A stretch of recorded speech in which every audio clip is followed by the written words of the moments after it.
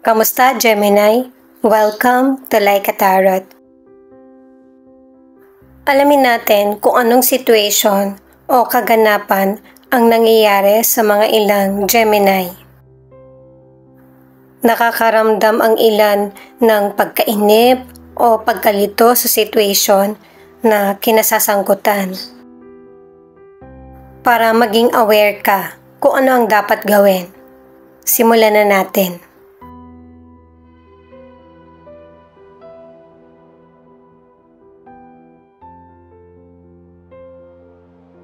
Itong mga cards na ito ay pinapakita na nasusubukan yung loyalty nyo sa isa't isa ng person mo or ng kaibigan.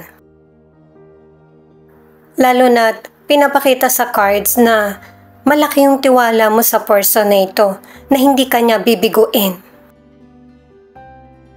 At ang advice ng cards, mag-pay attention ka sa mga nangyayaring kaganapan sa relasyon mo sa kapwa mo or sa person mo.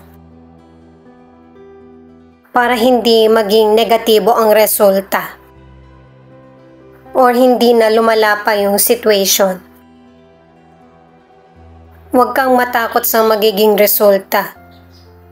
Kailangan merong resulta para alam mo kung anong direksyon na tatahakin mo sa buhay mo.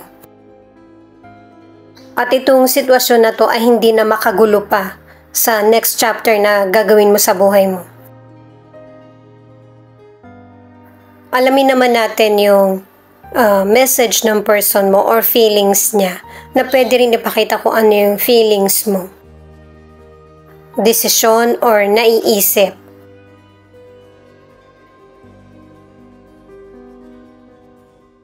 Pitong cards yung kailangan natin para sa message. Kumukonekta itong card na ito. Kasi isa sa inyo ng person mo yung hindi na kontento. Or yung bang hindi niya nabigyan ng solusyon kung ano man yung mga pagsubok na dumarating sa kanya. At nagkakaroon ng pagsisisi kasi naiipit na siya sa situation. Hindi na rin niya alam kung paano maitama ang mali. Ano man ang gender ng person mo, alam niya na yung nagawa niyang desisyon ay nagpa-toxic sa koneksyon nyo or sa relasyon nyo.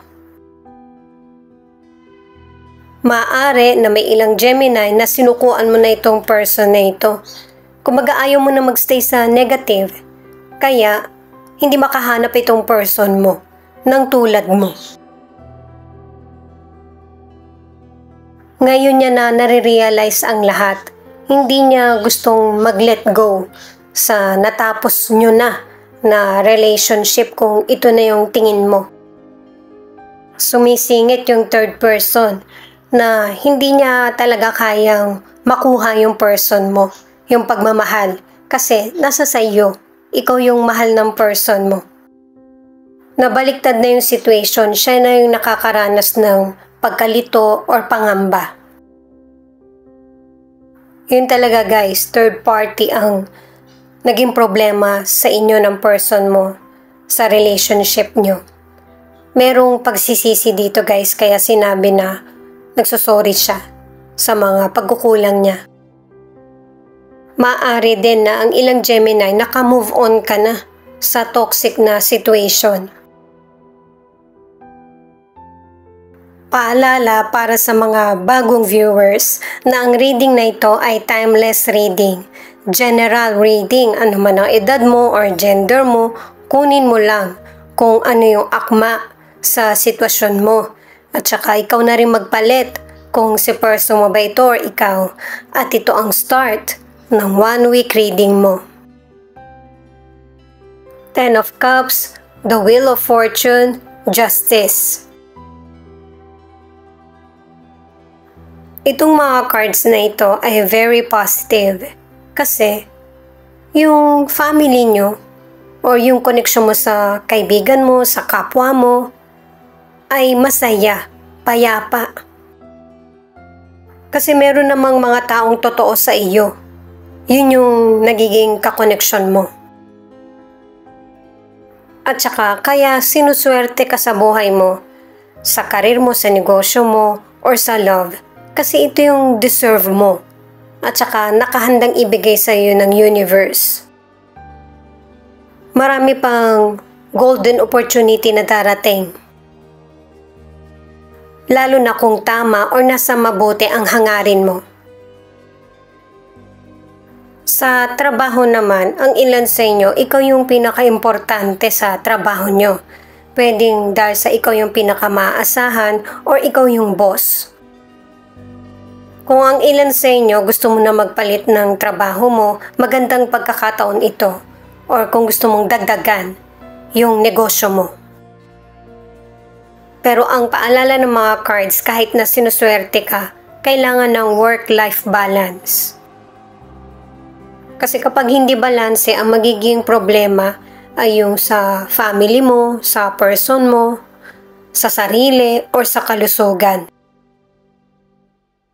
Ang ilang single naman, yung next na makakarelasyon mo, magtutuloy-tuloy yung relasyon nyo. Kasi ito yung deserve mo na relationship.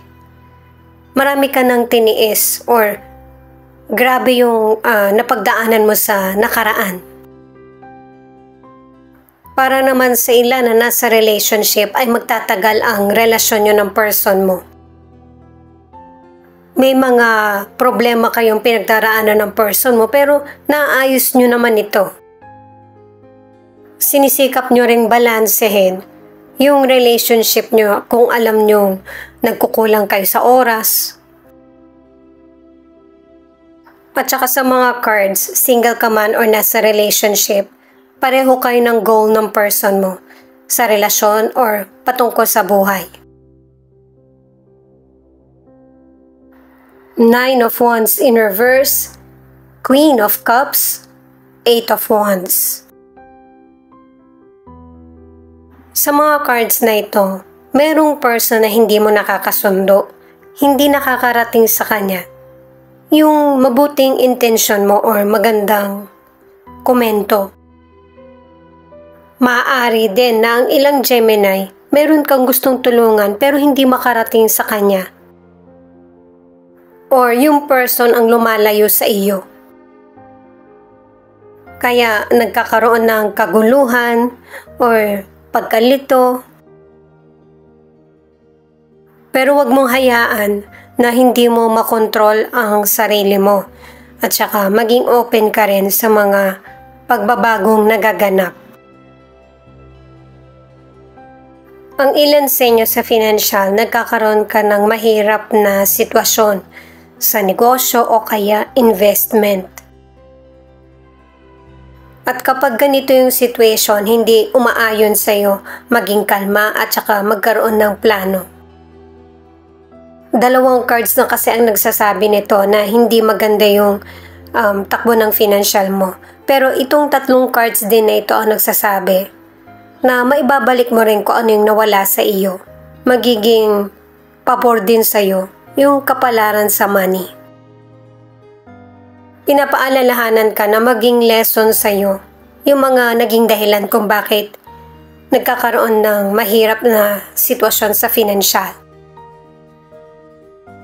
Ang ilang single, ready ka na para ma-in love. Lalo na't may mga person na nagpapakita ng interes sa iyo.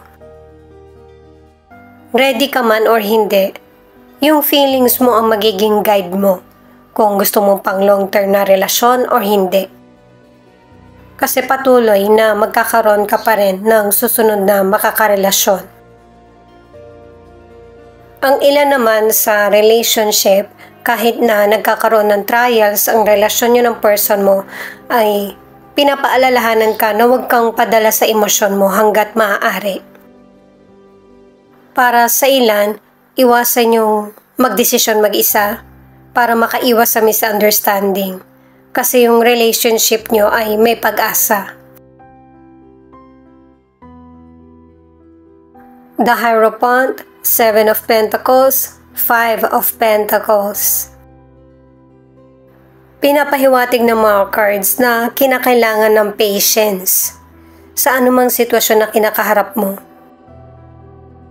Kasi hindi naman sa lahat ng panahon ay hindi maganda yung takbo ng buhay mo. May mga panahon din na sinuswerte ka. Kaya gagamitin mo talaga yung talas ng pakiramdam mo or kutob mo at saka kaalaman. Sa kalusugan, ang ilang Gemini ay okay naman yung condition mo. At para naman sa ilan, baguhin na yung mga unhealthy na habit. May ilang Gemini kasi na sobrang workaholic, kaya ito na yung nagiging sanhe ng stress mo. At paalala ng mga cards na kahit gaano man kahirap ang buhay natin, ay hayaan mo na asikasuhin mo din yung sarili mo or yung kalusugan mo. Ang ilang single, may potential person na nagkakagusto sa iyo, pero nahihirapan siya na magkaroon ng oras sa iyo or yung timing ba na mag-isa ka lang. Gusto kang makausap ng person pero nakikita niya sa iyo na lagi kang busy or focus ka sa career mo or sa mga ginagawa. Kaya mas maigi na bigyan ng pansin ang sarili kung ano ba yung kailangan mo sa buhay. Hindi lang naman yung career ang dapat bigyan mo ng atensyon, kundi pati na rin yung love life mo. Lalo na kung open ka naman para sa bagong relasyon. Ang ilan sa relationship, okay ang relasyon nyo ng person mo, kaya lang ang nagiging problema ay yung financial or yung career. Hindi ka napapansin ng person mo, hindi dahil sa sinasadya niya ito.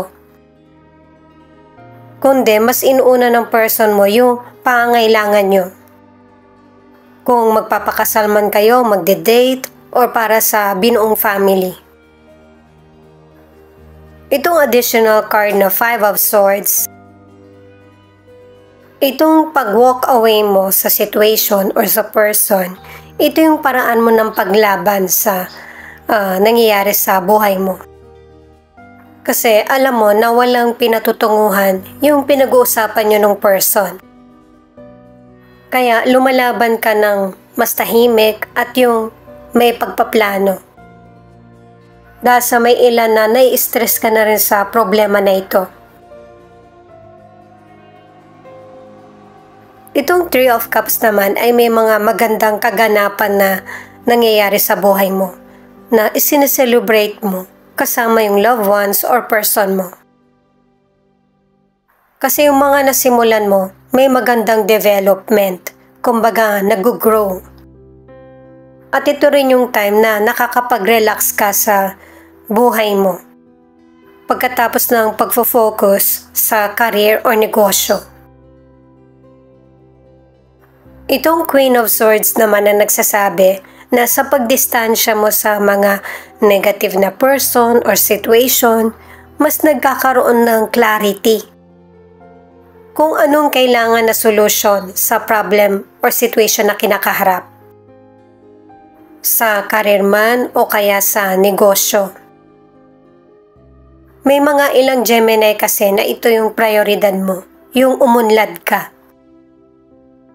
At kalimutan or iwan yung negative na situation or person. Ito naman yung ilan sa 12 zodiac sign na nangunguna sa reading na ito. Leo, Sagittarius, Aquarius. At saka pinakita rin sa mga cards na may ilang Gemini na tinapos mo na yung relationship nyo or inabandona ka ng person mo. Pero nagsisimula kang muli. Ito naman yung mga letra na posible. Andito yung letra ng pangalan ng person mo or letra ng pangalan mo. G, K, D, V, Y, O, W, T, I.